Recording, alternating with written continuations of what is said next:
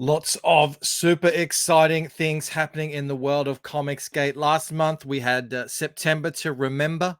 Now we have October to go over. I don't know what it is, but this happened last night on a live stream, on Jon's live stream. He closed out the first 30 days of Graveyard Shift Omega Storm. This is the supplemental book to his regular, his and Mark Poulton's regular Graveyard Shift series.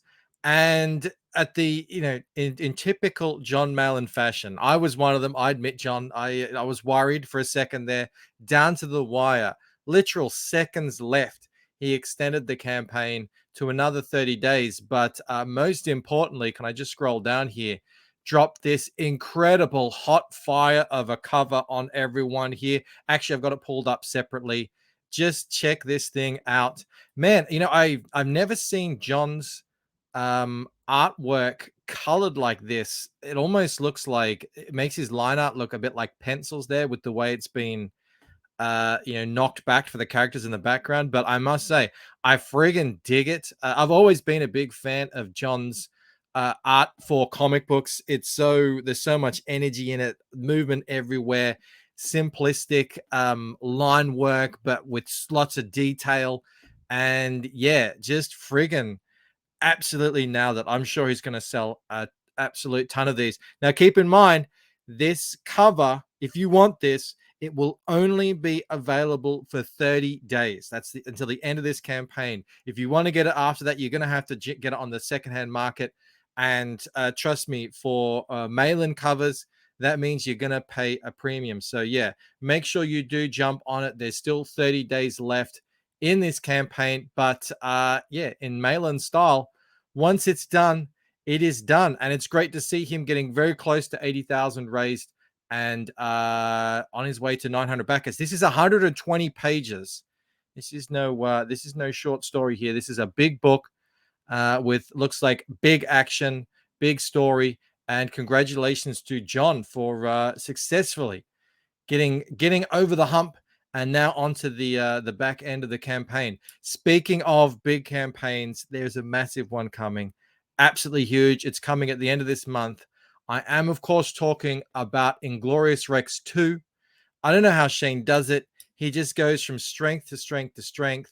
Everyone has or is about to receive Inglorious Rex, the first book. He knocked out that fulfillment in, it seems like, record time. He had something like 3,000 orders to fulfill. Apparently, they're all out. Now all that's left is Yanzi has to send out all the tracking numbers. And then, bam, just right into the launch of Inglorious Rex 2. This is his release. Now, we've got to kind of zoom in here, use our imagination a little bit. But this is the subscription box. So it looks like all the covers that are going to be on the campaign. So I'm guessing these three, this is the Dalkione cover. These two are Shane Davis covers. These must be Inglorious Rex, the second book. It's called Heavy is the Crown. And then these two over here on the right look like they are the new covers for the first book. So yeah, if you get the subscription tier, I don't know what the price is going to be, but if you get it, you'll get all of them, plus a black and white Dalkione exclusive where you'll be able to see all that exquisite Dalkione detail, which we love. A lenticular fight poster yet to be made, it looks like. A Rex 232 minifigure. Talk about cramming this box full of goodies. Yeah, actually, I've got Shane's some tweets here of so this is the Dalkione cover in all its glory. Which is just, I mean, I don't want to say anything. Just let it speak for itself here. This is absolutely gnarly. I love how you can really see the scale of these things. These are all the people down here on the ground level running away from the cast. I don't know what they're doing there. Probably not a safe place to stand while a massive monster fight is happening above your heads. But I mean, amazing cover. And this is the one that the variant that Shane just dropped the other day. Shane on the pencils, Yanzi on the inks. I can't remember the name of Shane's colorist, but absolutely just crushing it, knocking it out of the park. this is super exciting. I believe this is launching on the 30th or the 31st. So yeah, happening days. Get your wallets ready. Get excited. This is going to be massive. The first campaign raised over 300,000. So, and with all the feedback that I'm hearing, people are super happy with it. All the, the photos that people are sharing around with all the goodies that they got, including my magnet, most importantly of all, the potato magnet, Hal Potato Life, is just looking. Yeah, people are super impressed with everything coming out of nine lives. Sorry, at the moment. So yeah, let's kick this thing off with a bang. Speaking of kicking things off with a bang, this is happening on the 5th of November. It's the follow-up to the smash hit Jack the Ripper Vampire Hunter by Mandy and Peter Gilmore. Looks like it's coming out November 5th. Actually, these guys will be on this channel on launch night of November 5th, and that'll be a 9 p.m. show. It's going to be a great time. It's going to be a great day. People are loving it, and yeah, I mean, what's not to love? Is this another Keone? Another Keone? Oh, Mandy, I don't know how you do it. I mean, obviously, it looks incredible. It's going to be sick. What else can you say? I mean, sick, proper sick too. It's a horror movie. Jack the Ripper as a vampire hunter. This is a tweet from Tug, who got his copy, and he says, really did phenomenal work. Check out the art style. It is great stuff. And there you go. So yeah, this is all, I believe the whole thing is fulfilled. So, I mean, these guys, you can just get these things out like this. I'm in awe of you all. I want to know your secret. And I hope to one day be able to replicate it. But yeah, chapter 3, Dear Boss. I mean, the art looks amazing. Peter has really crushed it on this, really honed in on a style that works for a story like this. So yeah, keep that in your calendar. November 5th. Again, going to be another massive campaign. Speaking of very cool campaigns, though, Graham Nolan has just dropped the first look at the interiors of the Ghosts of Matacumbe Key. Here we'd seen the covers, we hadn't seen the interiors, and here they are fully colored. And yeah, is that Camel Moon as a cop? Looks a little bit like him there. Classic Nolan style, looking really great, very spooky, atmospheric here. And yeah, or you know what else that could be? That could be Art T Bear. Am I wrong? Is that Art T Bear? Art, did you buy a draw-in tier to get attacked by this ghost down in the Florida Keys? Congratulations, Graham. These look amazing. Another guy who's just continually pumping out phenomenal stuff that is available to back. All the books here and links, mailing lists, whatever, will be in the description. If you want the links to any of this stuff, go click them there. This is a cover here. I just released this the other day. Well, to the public. This is my variant cover for the upcoming Embrace 2 comic book by Michael Oden and Dean James, Nine Realms Publishing. There will be Dean's cover, my cover, and Reenie's cover. This campaign is going to go off. It's going to launch in the new year, but they're getting all their ducks lined up in a row. I'm really happy with how this came out with all this glowing effect and stuff like that. Very, very cool looking, interesting character. It was a load of fun to draw. I got to do something a little bit outside my wheelhouse, which is these sort of superhero style covers. And it's actually my first ever variant cover that I've done. So very excited to be part of this. And yeah, go sign up. I think there are over 400 signups. Someone who's over 400, but not signups. $400,000.